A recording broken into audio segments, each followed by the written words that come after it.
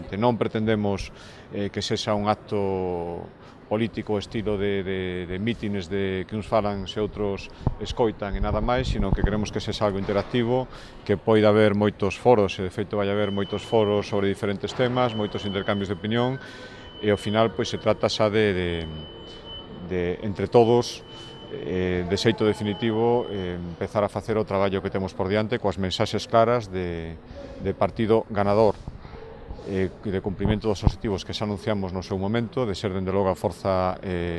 mayoritaria despois do 22 de maio en moitísimos concellos galegos, de obxectivos que anunciamos de ser a forza máis votada, de ganar en 3 de cada 4 concellos e ter a alcaldía en 2 de cada 3 concellos. Esos son os obxectivos que anunciamos, os obxectivos polos que vimos traballando durante meses e os obxectivos que a partir de agora xa en unha precampaña que seguro que vai ser intensa por parte de todos os partidos, supoño, dende logo por parte do Partido Popular de Galicia, sí, empezamos a traballar mañán,